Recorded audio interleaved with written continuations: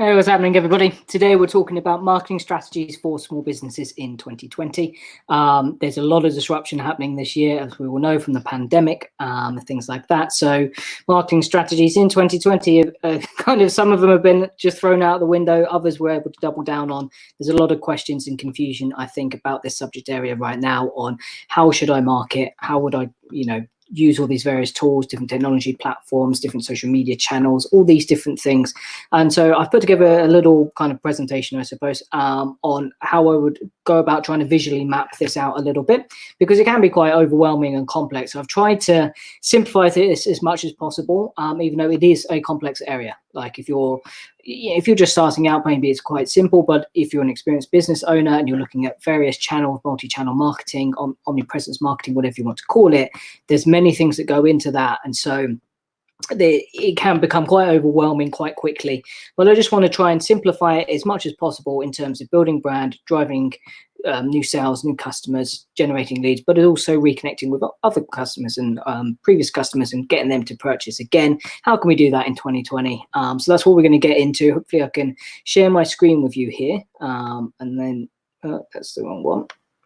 This one. Okay, so hopefully you guys can see that pretty easily. I've tried to lay this out basically as simplified as possible for you, so you can see really the way to go about thinking about putting the whole strategy together, because you can use many different strategies and there's no like one fits all type of thing. So we're going to go through everything that you could possibly do, hopefully in a relative short amount of time, and hopefully this is going to give you the kind of framework and map that you can use to really visually plan everything out for yourself. So the first thing that I would go through if you're going to plan out a marketing campaign is what are the steps of your actual funnel, your sales process or your sales funnel, as in how does somebody go from not knowing who you are to becoming a customer.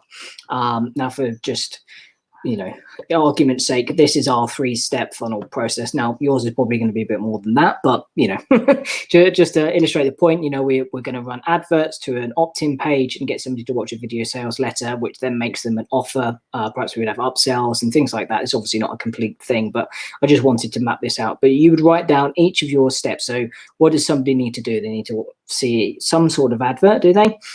Do you show them an advert and then some sort of content and then you retarget that advert? Or what are the stages and the steps, they opt in, things like that. And then from a marketing communication standpoint, you've got 4 elements that you need to consider. So you've got broad communications and personal communications, and then you've got things produced internally and things produced externally. So broad internal would be your kind of typical ad. So whether that be a social media ad or billboard, it doesn't really matter. It's going out to a mass market and you produced it yourself. Broad external would be like sponsoring an event or a show that's somebody else external from your company that's got an audience and you're just broadly marketing to someone. Personal internal, this is your direct communications with your customers or potential customers, whether that be sort of social commentary, or whether that be actually texting or emailing people directly. And then personal external, this is generally recommendations, right? Word of mouth referrals or people sharing stuff on the internet, that sort of thing. So they're the 4 communications places that we can look at. And then within that, we need to look at these 3 things: method, style, and distribution. So if we're going to have, let's say, we're going to have an ad go to an opt-in page. Well, okay, well, what ad are we going to make then? Are we going to, from your methodology, you've got 2 options. You can either interrupt somebody or you can target them on search, or you could call this intent instead of search. As in, like, what are we going to do? If you're going to run a Google ad or a YouTube ad, you could do that on search. Somebody typing in how to lose weight, that would be search, right? So the method of our ad is going to be search-based. Or if you're marketing on Facebook, that's normally an interruption ad, like you're targeting demographics or interests of people or location or something like that, but you don't know that they're specifically looking for what you've got right this second. And so you're just interrupting them and hoping that, enough people will see that and that will drive something. You see this in TV ad, radio ads, it's a very big area, interruption. And then once you've picked one of those 2 areas that you're going to do for your ad, what style are you going to do? Is it an educational based content or is it an entertainment based thing? So if you see like, for example, lots of Nike ads that are on the TV. They're interruption, and they're generally entertainment based. They don't normally tell you much about any kind of product. They're normally relatively inspiring. They've probably got products in there somewhere, but it's something that's interesting or motivational in some way, more than it would be saying like, oh, our new sole technology does X, Y, and Z and keeps you from having too much impact through your heel. They don't say that in their ads at the first instance, right? So think about that. Education is obviously quite easy. You know, if somebody's typing in how to lose weight, you could make a video that tells them that type of thing. And then distribution. So where are you going to put that? So we're going to have a search-based thing. We're going to make educational style content, and we're going to put it on YouTube. And then you're going to, how are you going to get that distribution? So we've picked our platform, and then you need to think about one of these three things. So you can work your way into that platform. So you can make a YouTube video, try and do SEO, get backlinks, do tagging, good comments, thumbnails, all that sort of things. You're putting in work to rank for that keyword. You can pay. You can just pay Google to rank that video for the keyword you want. Or own. This is like traffic that you own. This is a little bit... you know, twofold. I would, you know, you can say that you own your YouTube audience, your Facebook fans and things like that. I mean, technically you don't. I'd like it to be first party data rather than your fan list, because you don't own that. If YouTube closed tomorrow, then, you know, you don't own that list. So this is your first party data. So this might be less relevant for search, but, you know, emailing people out, that kind of thing, or texting them or something like that. And ultimately you want everything to go into owned content, owned traffic. So they're the things we've got to think about, and I would think about them on each one of these.